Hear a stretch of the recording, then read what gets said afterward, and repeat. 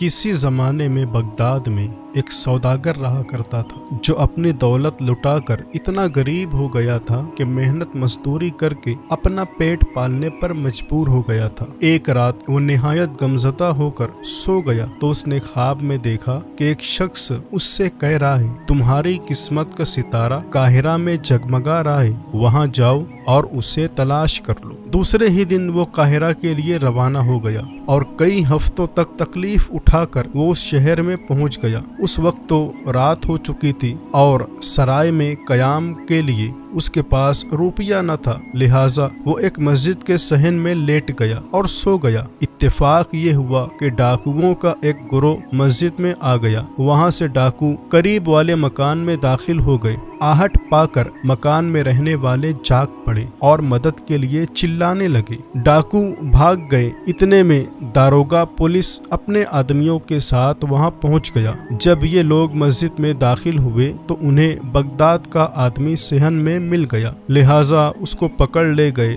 और उसकी खूब पिटाई कर डाली। उसके बाद उसे कैद खाने में डाल दिया। 3 दिन के बाद पुलिस के दारोगा ने अपने आदमियों को हुक्म दिया कि उस अजनबी को पेश करें। जब वो पेश हुआ तो पुलिस के दारोगा ने पूछा, तुम कहाँ से आए हो? कहा, बगदाद से। तुम काहिरा किस लिए आए हो? जवाब दिया, मैं ख्वाब में देखा कि एक आदमी मुझसे कह रहा है कि तुम्हारी किस्मत का सितारा काहिरा में जगमगा रहा है, वहाँ जाओ और उसे तलाश करो। लेकिन जब मैं यहाँ आया तो आपके आदमियों ने मेरी पिटाई कर दी। दारोगा पुलिस ने जब ये सुना तो खिलखिला कर हंसने लगा और बोला, अरे बेवकूफ आदमी, मैंने भी सोते में 3 बार किसी को ये कहते सुना कि बगदाद जाओ और पथरीली गली के फला मकान में एक आंगन है जिसके आखिरी सिरे पर एक बागीचा है, बागीचे में एक फव्वारा है, उस फव्वारे के नीचे बहुत सी दौलत दफन है, लिहाजा वहाँ जाओ और उसे खोद निकालो। लेकिन क्या मैं वहाँ गया? हरगिज नहीं, मगर तुम तो ठहरे गधे जो इतनी दूर यहाँ तक काहिरा चले आए महज